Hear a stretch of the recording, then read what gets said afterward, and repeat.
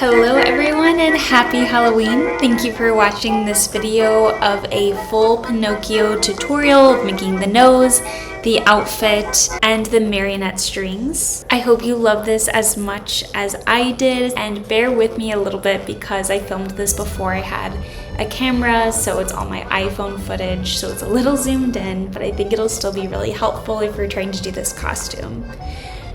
I started by making a black vest. You can totally just buy one of these. I was just trying to do this as cheaply as possible, and I had some black fabric lying around.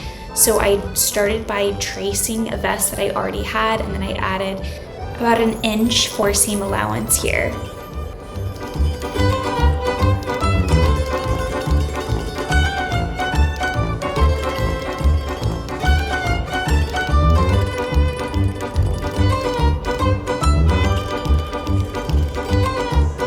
I'm no expert sewer, and you can tell I'm kind of just winging this, but that's really the beauty of Halloween costumes, I think, is things don't have to be perfect.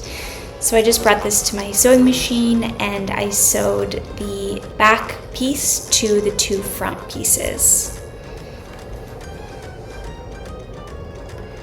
Next, I embellished it with some trim. This is my favorite trick for Halloween costumes. You can take something store-bought and just add some trim to it, and I think it will look so much more elevated.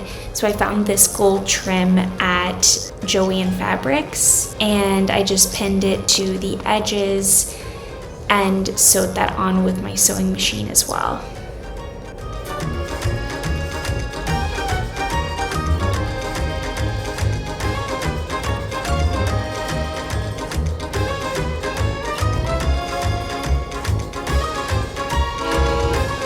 I also decided to add some little floral applique details, so I found some felt at the craft store, and then I just cut that out to the shapes that I wanted and I glued them on.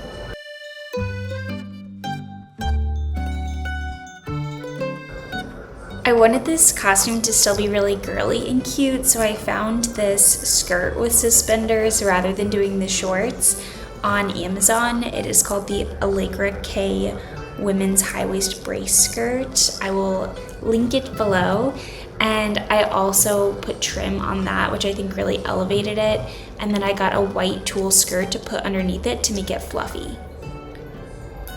Next, I made the hat, so I used yellow felt for this as well. Though I did not like this color yellow, I thought it was too saturated, so you'll see I also used a lighter yellow fabric that I sewed on top, but I liked the felt because that could give it structure. So I cut out two matching corners like this, and then I traced that onto my lighter yellow fabric that I was just going to sew on top to cover up the felt. So I essentially had 4 pieces, 2 felt, and then 2 of the yellow fabric.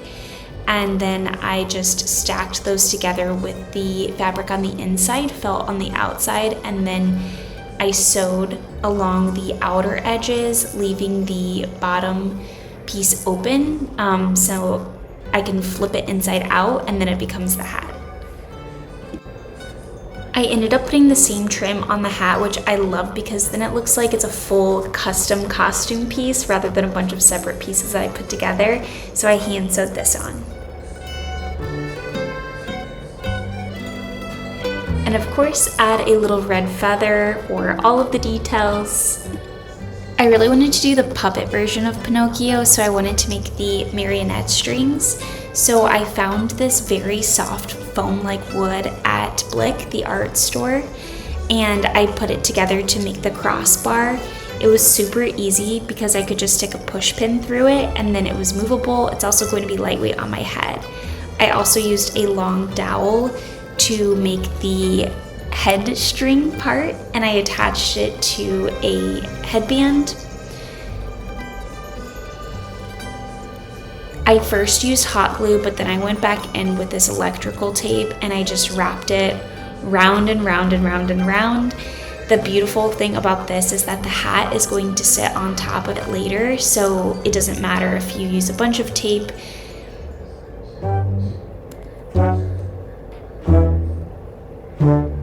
something that I found in my Halloween costumes is if you're using any kind of headpiece, it's just important to keep it as lightweight as possible, because if you're actually going somewhere to a party, you will start to feel the weight of that. So I loved having this lightweight foam instead of a real wood.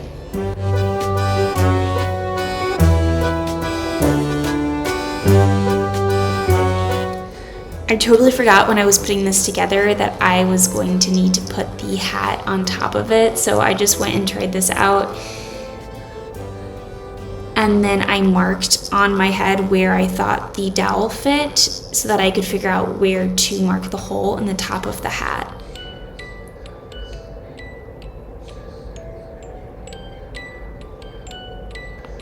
Once I found that center point, I went back in and I just cut a little hole. I opened up the seam with a seam ripper, and then I ended up just taking some scissors to it and cutting a hole straight through.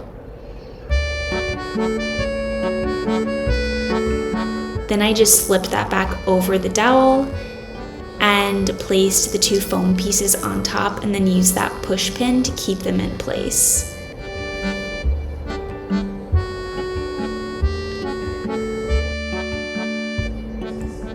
So this is how the headpiece looks. Then I just punched a hole in the ends of the 4 foam pieces, and I tied some string to it, which I would later attach to my wrists and my ankles. Next, for the nose, I wanted to make a moving nose, and so the secret to this is actually using a tampon of all things. So you take out the actual tampon, and we're just going to use the cardboard.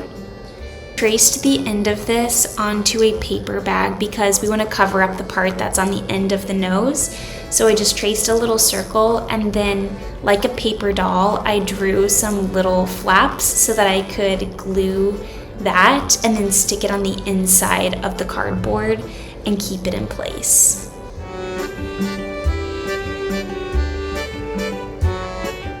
A fun little thing about me is that I always finish my Halloween costumes like the hour before I need to be somewhere, so we started to go into crunch time.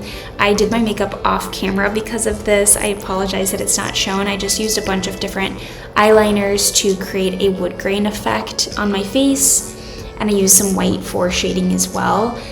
If I were you, I would paint the cardboard to match your nose first and not use foundation like I did. But again, I was out of time, so I couldn't wait for it to dry.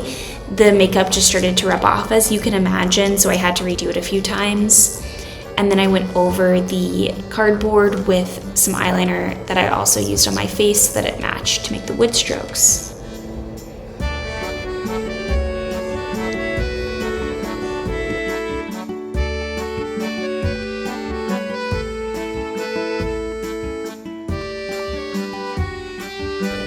To attach the tampon to my nose, I got modeling putty and liquid latex from Meron Makeup. They are a really great makeup brand for Halloween and special effects, and I believe they're also sold on Amazon.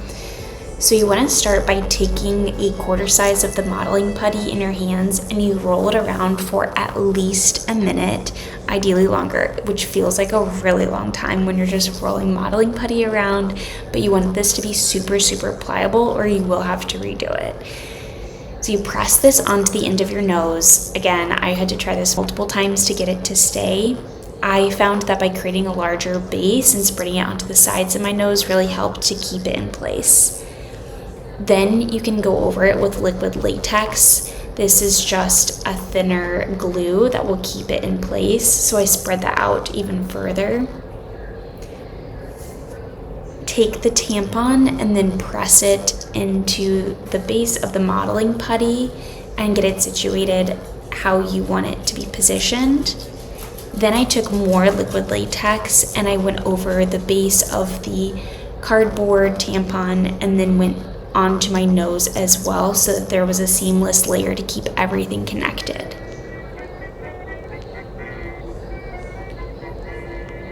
Let this dry, and once it feels solid, you can kind of go over the ends of your nose with makeup to blend it out more.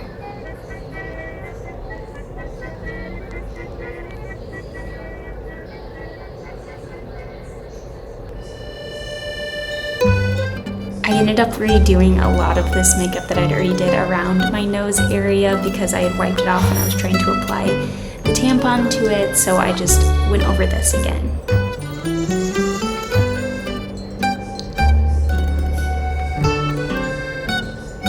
My favorite touch was taking a little leaf. I got this at the craft store as well, and then I hot glued the end of it and put it on the end of the nose.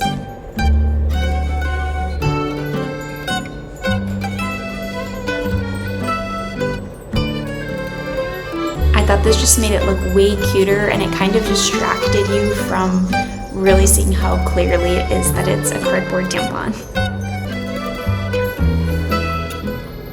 And there you have it. This is the finished look. Again, I was running super late, so I didn't get a ton of full body videos of the whole thing together, but I hope this at least helped you to make your own costume, and please let me know if you have any questions. I forgot to mention earlier that I already owned this yellow shirt. It was thrifted, and then the bow that I used around my neck was actually a Hill House bow for my hair, and then I added gloves. Thank you so much for watching.